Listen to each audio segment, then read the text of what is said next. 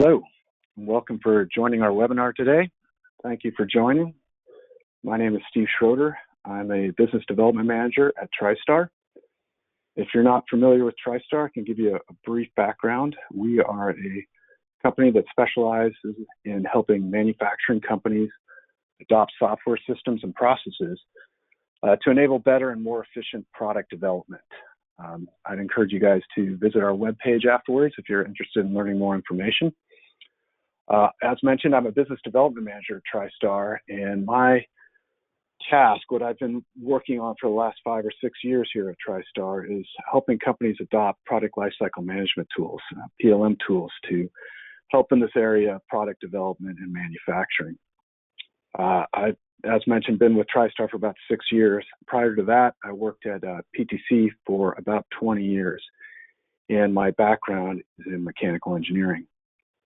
So today we're going to take about a half hour, maybe a little bit more, to talk about engineer-to-order product development. As you may know, many companies find this process of offering engineer-to-order products to customers to be challenging. So I want to talk about some industry trends, some best practices we found in the industry, what software systems you can deploy to help in this area, and then we could talk about some next steps at the end of this webinar.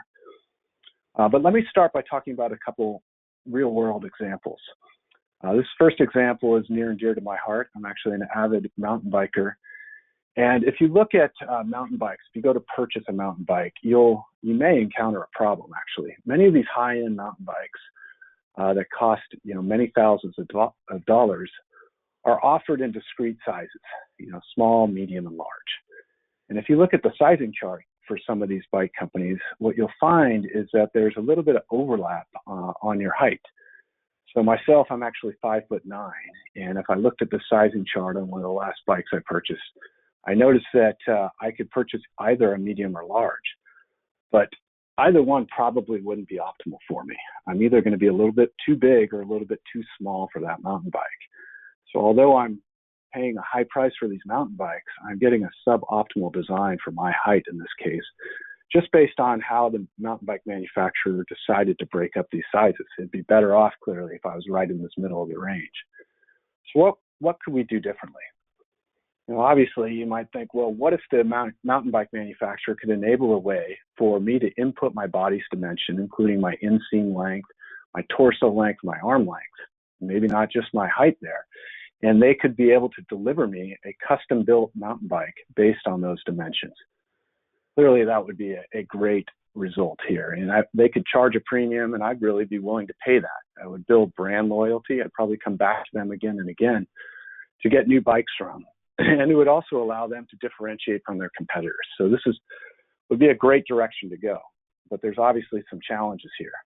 The first of which is, will this break? If I enter in some extreme dimensions that result in perhaps a long top tube in this example, maybe it introduces a failure mode that was not predicted by the engineers up front.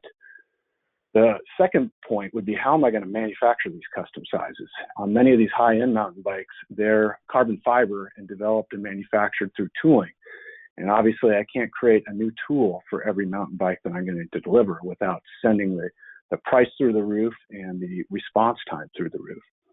And finally, it's kind of a small point here, but how can we be assured that everything's going to fit together? We're going to be putting some wheels on here, drivetrain, shock, and so on and so forth. And maybe through the configuration of this geometry, we're introducing some sort of interference or some problem in the shock travel based on the size that's being developed from this configurator.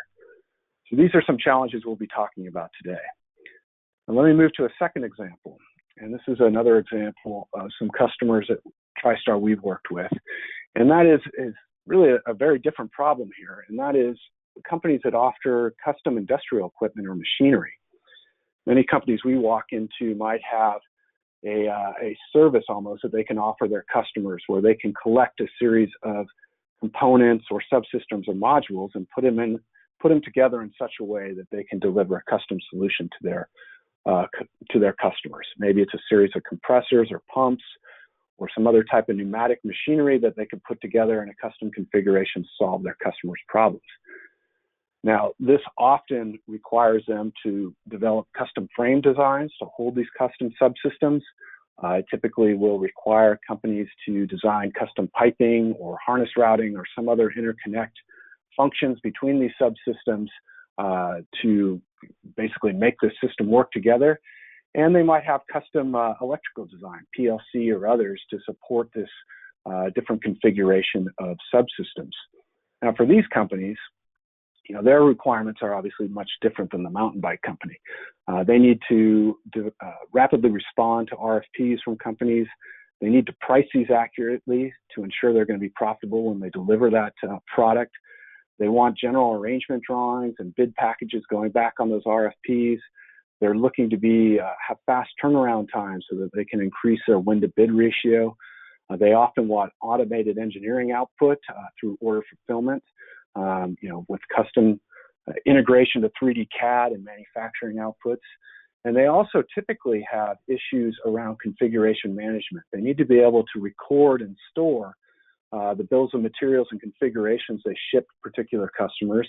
And they may even want to be able to store the as-maintained bill of materials. So as this custom machinery gets serviced through the years, they need to be able to store that information. Although these two examples are very different here between the mountain bike and this industrial equipment, they have some commonality, and that is that the OEM, the manufacturer, is delivering custom configured products for their customers, and this is very challenging in the industry. But this is clearly a trend that is continuing to occur and continuing to be built on as we move through 2000s and adopt new technologies. And in fact, if you go out and look at industry analyst papers, talk to different companies, they'll tell you that today's customers are continually wanting to order custom products. They're not willing to settle for standard products. And the smart manufacturers know that offering these customized solutions is a way to win customer loyalty. And I was quoting an article that came out of an online publication called Manufacturing Tomorrow. But I would take this a step further. I think this is a pretty obvious statement for many companies realize we would love to deliver custom configured or custom engineered products to our end customers. But it's not just the fact that you're going to allow that. You're going to enable engineer to order products. And in fact, you could look at this quote from Jim Brown, who writes for Tech Clarity. It's not the fact that we're going to deliver engineered to order products that sets us apart. It's how we do it. And that's really, to me, one of the keys. If you're very inefficient in doing this, you're not going to build that customer loyalty. You're not going to be able to charge a premium. Or if your products have problems in the field because you rushed through engineering and didn't realize some problems, clearly that doesn't build customer loyalty. So you need software systems and processes and ways that you can deliver these custom configured or custom engineered products to your customer with high quality and with high efficiency. So what's the real challenge in this? So before we dive into that, let me be clear on some definitions here. At TriStar, we use 4 different terms to define product development classifications. And these are pretty widely used, and you might be familiar with these. We use terms like assemble to stock, assemble to order, configure to order. And let me just take a quick minute and talk a bit about these. Assemble to stock, I think most people are familiar with. The example I have on the screen is a mouse. Now, although this mouse may come in many different colors, many different button configurations, ultimately the retailer or the customer is ordering a specific SKU from the manufacturer, and they're simply delivering that SKU. Now, there could be a wide variety of SKUs there, but they're ordering just that simple SKU. Now, assemble to order, the classic example of that is the automobile. And the way I make this distinction, obviously you could go to Ford's webpage or any automobile manufacturer and you could select colors, 2-door, 4-door, powertrain, custom rims, premium packages, and so on.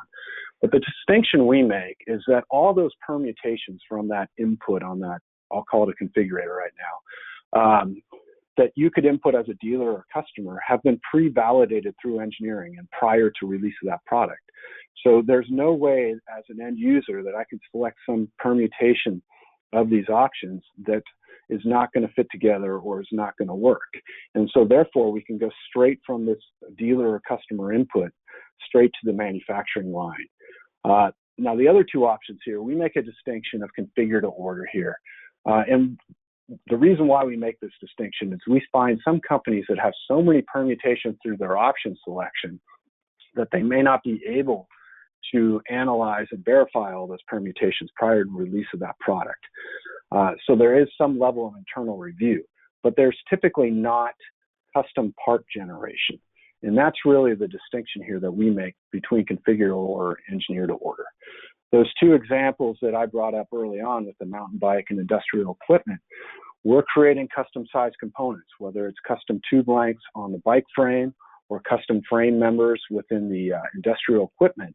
There are parts being generated that differ in form, fit, and function, and therefore would dictate a new part number per CM2 standards that are being generated. And this is really where some of the complexity and difficulty lies.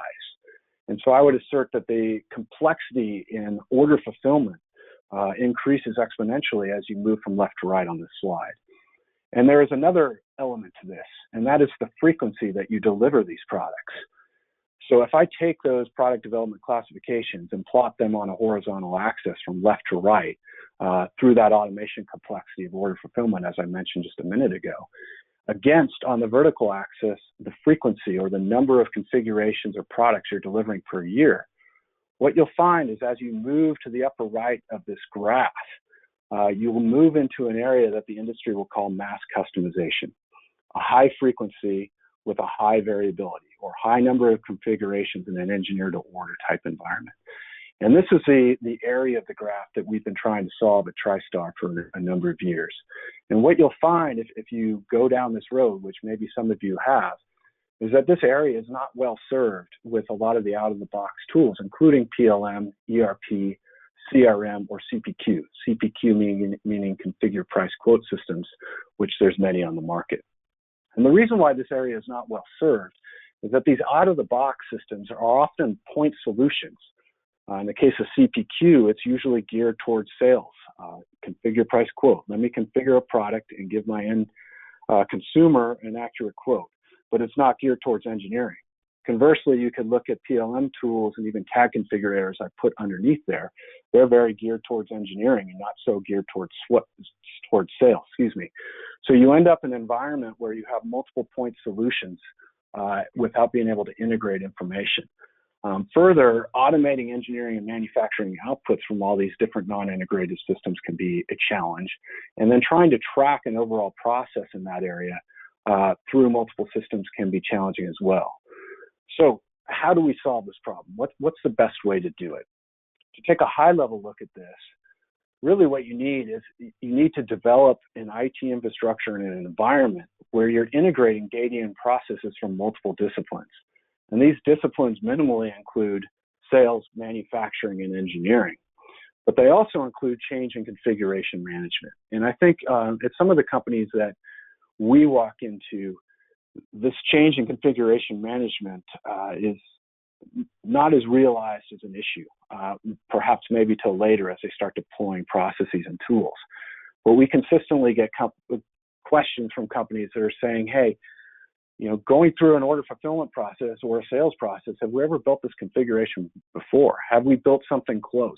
What did we quote for a similar configuration? What is affected if I change a standard part? What configurations may be affected?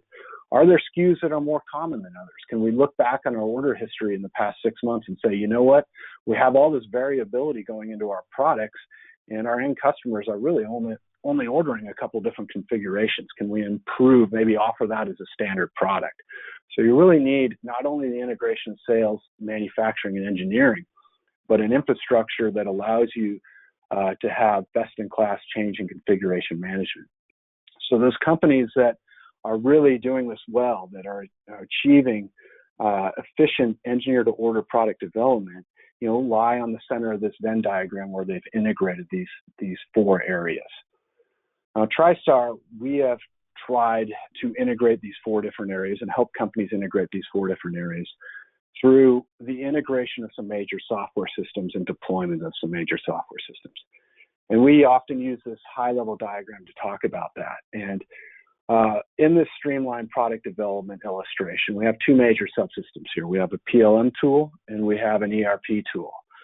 Now, our definition of the PLM tool really should be that the PLM tool houses the information and data that defines what to build and how to build it. And that would include CAD data, drawings and 3D models. It would include specifications. It would include other documentation. And it would include your bill of materials, both engineering bill of materials and manufacturing bill of materials.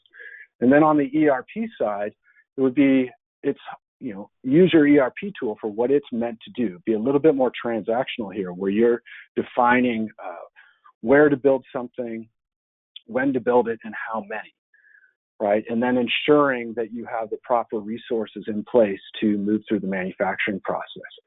So we want to build an environment where we use these two tools for what they're meant to, and we integrate these two tools together in an efficient way, typically passing bill of materials with a robust change management process built on CM2 standards working between these two.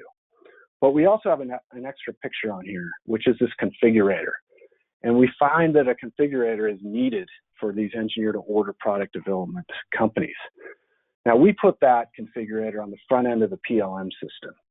And there can be some debate here on where this configurator should fit in this overall process and what systems it should integrate to. Now, one example we see in many different companies is that they've tried to integrate their configurator with their ERP system into a single system. And you can see products out there on the market, things like SAP Variant Configurator, SAP VC, or M4 CPQ. And companies have tried to deploy these in engineer-to-order environments. Now, I would assert these are good pieces of software, and they work very well in assemble-to-order type environments. But you start recognizing challenges in these tools, these ERP configurators, when you're trying to do engineer-to-order. And a couple of those that come to mind is, first of all, that many of these ERP configurators are difficult to integrate to CAD. They don't have all the hooks into CAD tools like Creo or SolidWorks or others to automatically generate CAD data based on the ERP input. So some companies will actually deploy a CAD configurator that's kind of running in parallel. And further, they then have manual processes to save that configured data, this new CAD data that they've developed for order in the PLM tool. And this can set up inefficiencies.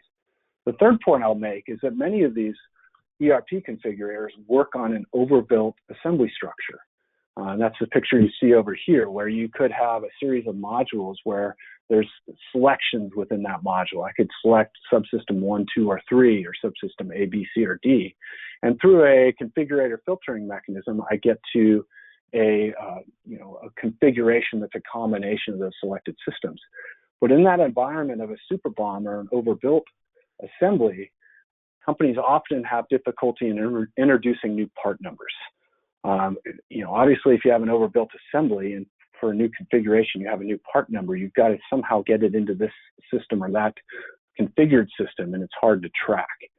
And finally, it's difficult to automate processes because you're moving from ERP to PLM to CAD and back to ERP. So you end up having a more complex process in this type of environment than in the picture I showed you before. So it's for those reasons that at TriStar, we assert that you should be putting this configurator on the front end of your PLM tool. Now, TriStar, we're partners with PTC, so we worked to implement Windchill as our PLM tool. Windchill, as you may know, many of you may be Windchill customers, has a broad footprint in PLM. It's a web-based PLM tool. We find it best in class. And we find that you should, put that configurator at the front end of the PLM tool, because then we can leverage the PLM tool and the CAD tools for data generation and management directly. And we could also integrate directly to Windchill from the configurator for BOM creation and management. So maybe I have to put together ECAD and MCAD together to define my full bill of materials. Or maybe I have some parts that aren't modeled in CAD that need to go into my bill of materials. So we want to integrate both of those capabilities through the PLM tool, and then leverage PLM workflows for release to pass information downstream. One example would be the bill of materials exchange, once approved, to the ERP systems. and we typically do that through Windchill parts.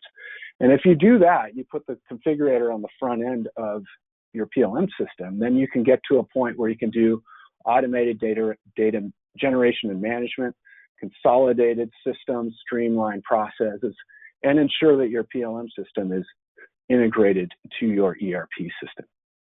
But what is this configurator? What am I really talking about?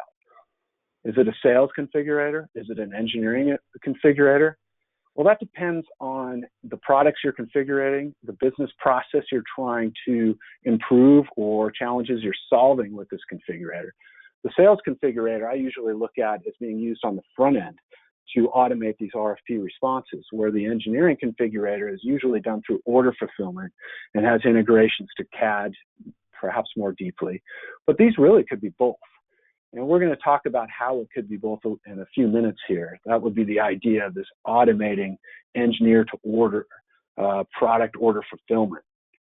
But regardless of whether it's a sales configurator, an engineering configurator, or both, there are some common characteristics that we see play out. Most companies need some sort of custom user interface for this. They need custom rules. They need to integrate engineering data into these configurators, whether it's to respond to a bid or to respond to manufacturing through order fulfillment. They need to pull information from multiple systems. And further, the requirement of having a visual configurator. This is a new term that seems to be popping up in many industry articles, where within my configurator environment right here, I could see a 3D model of what I'm customizing and building to see what I'm ultimately going to order.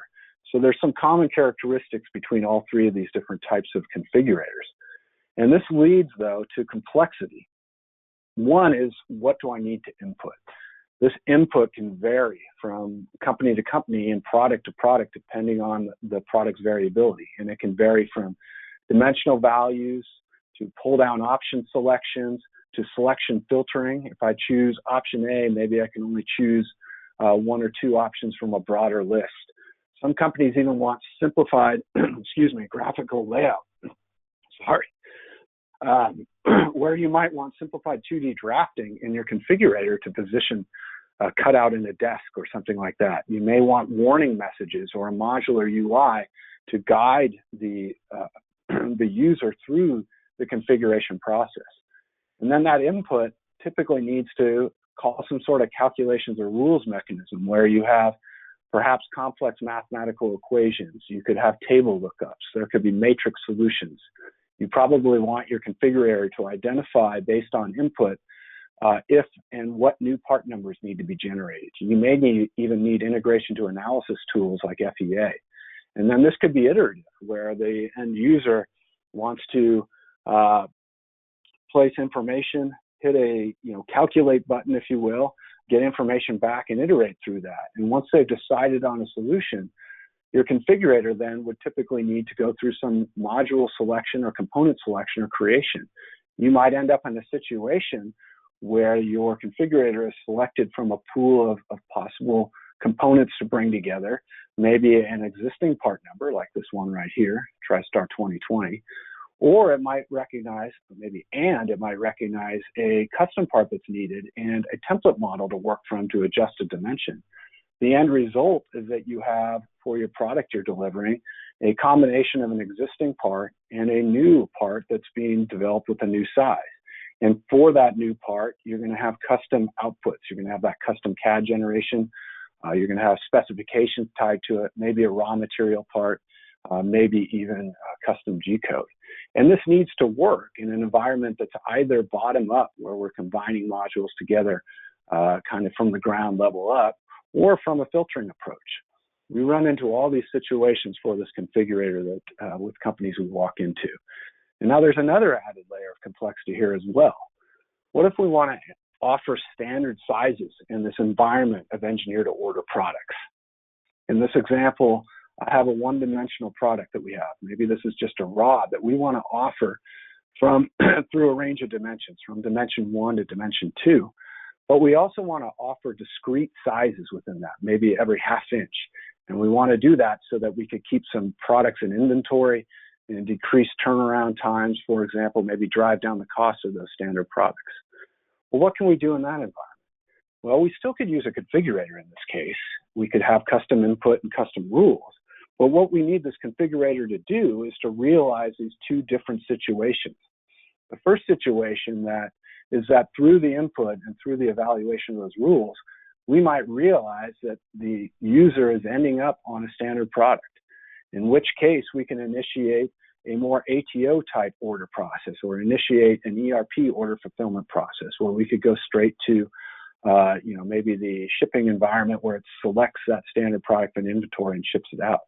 But we also enable, that's really more of a sales configurator, we also need to enable this option where the input and the rules arrive at some product that may be in between those standard sizes, in which case we might want to initiate a PLM-based ETO order fulfillment process. So this really could drive a different process that enables an engineering and manufacturing configurator. But the ultimate environment could be that this is really one configurator, and it's through the logic in your configurator and the integrations that you build that determine which order fulfillment process gets generated and further what data and processes get initiated. And in this environment, this is really what best-in-class manufacturers can do. They can initiate an environment that's consistent input and enables multiple processes. So how do we build this configurator? It clearly needs to be a custom UI with custom rules. Now this could be done from scratch, and you could enable connections to different systems and tools through APIs and web services and all those types of things. Those types of projects I've seen companies go through, and it often leads to long implementation times at high cost. At TriStar, we've been looking at trying to solve this. We do offer a platform called Rulesoft, and really what this is a rapid application development environment.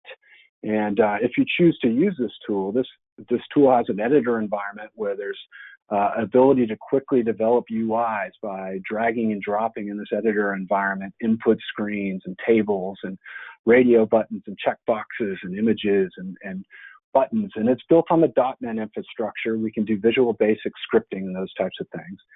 And we've built links into CAD packages, including AutoCAD, Creo, SolidWorks, and even Microsoft Office, by doing what's called wrapping the API. So we can actually rapidly develop these configurators and ties into CAD. And the key point I'll make here, and I know I'm running a little bit long here, is that these tools actually are independent of the CAD. So we have instances where companies want to call a 3D tool to generate a very detailed 3D model. And then they also want to call AutoCAD, for example, to generate data for an architect, maybe a footprint, or maybe just a general arrangement drawing. So we could do this independent of CAD and allow a user not to be in the CAD environment and call multiple CAD tools. And then we've also linked Rulesoft to Windchill directly as well to create documents, to create WT parts, and build those structures. So let me walk through an example of how this could work in the next few minutes here. Let's say that we're a fictitious company that builds widgets. One use case here is that we could have a customer that comes to our widget company requesting a quote. And in that environment, we could either have him directly go into Configurator, or maybe he works with a sales engineer.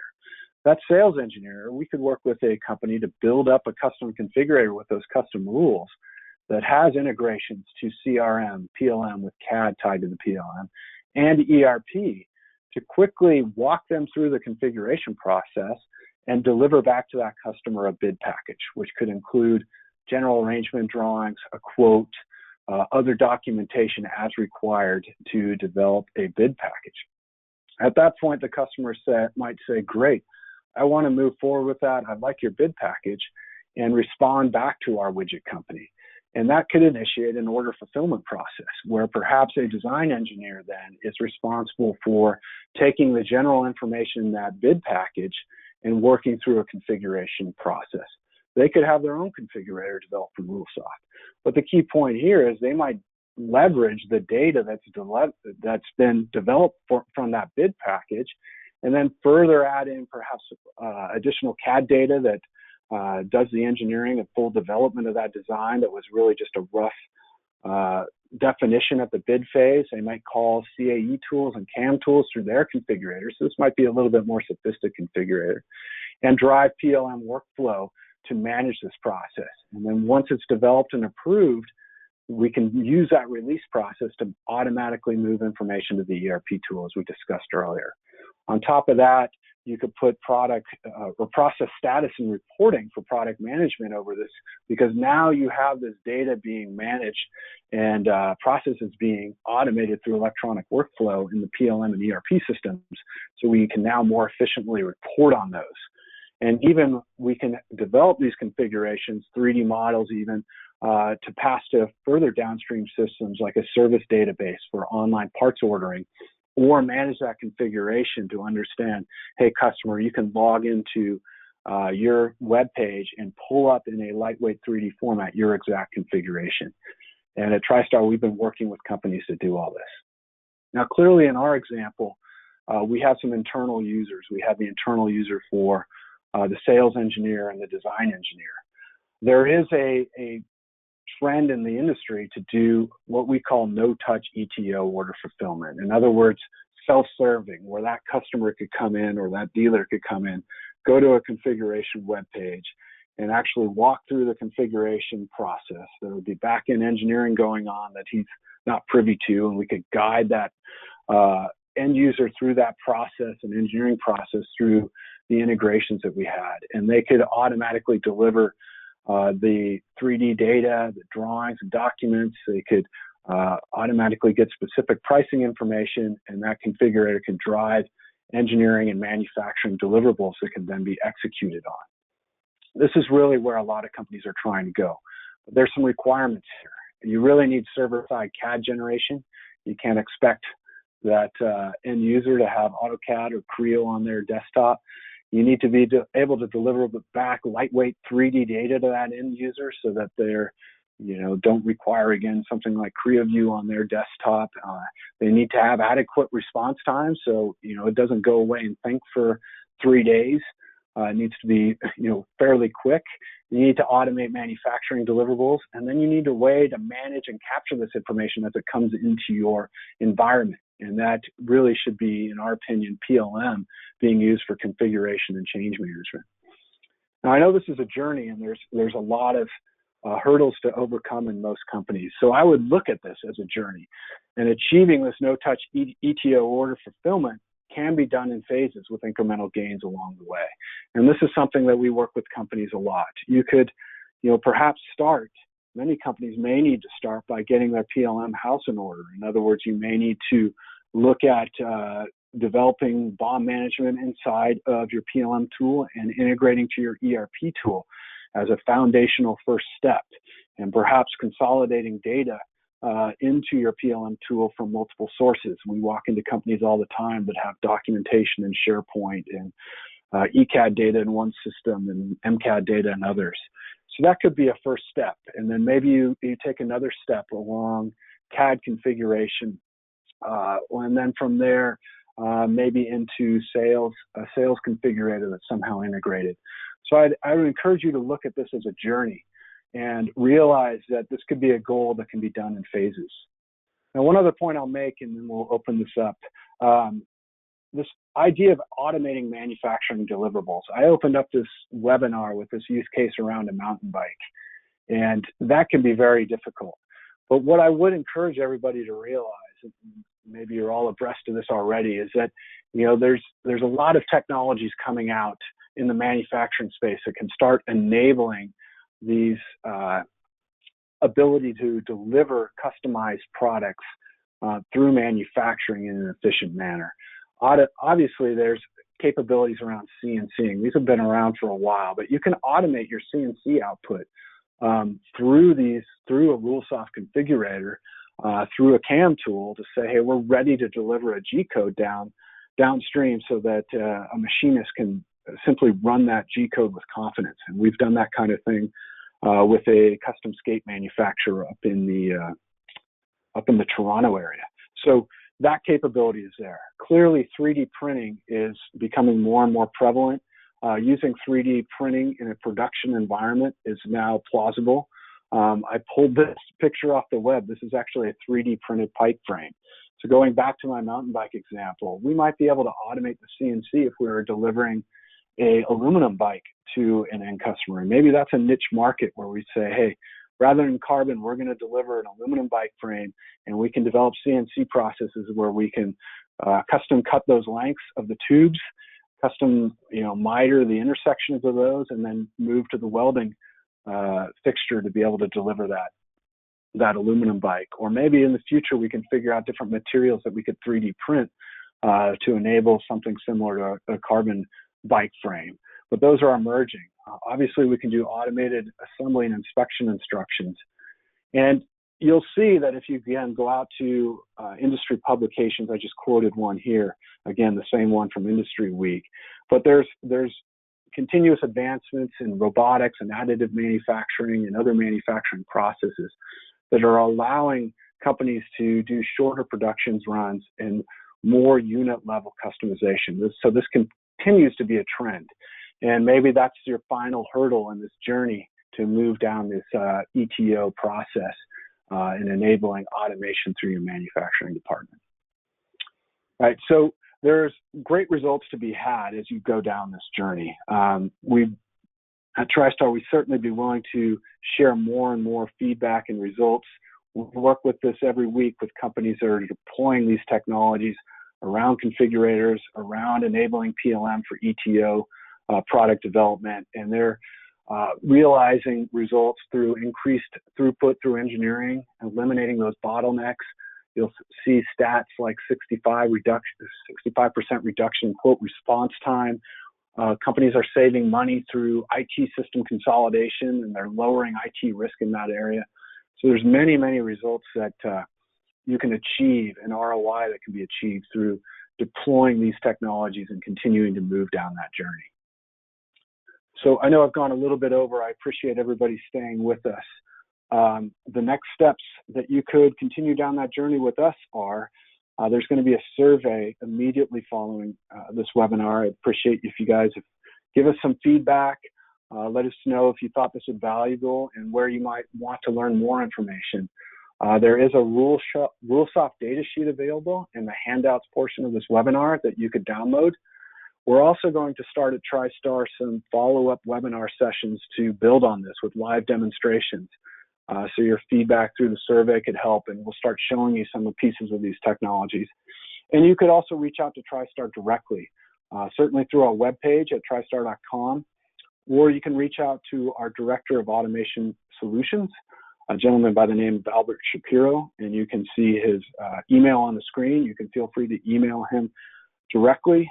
He has a broad range of industry experience from a variety of companies on how to help companies deliver ETO product development efficiently.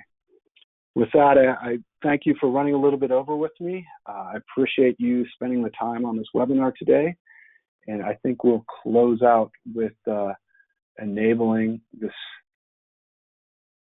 survey. Thank you again, and hopefully we'll see you on more webinars.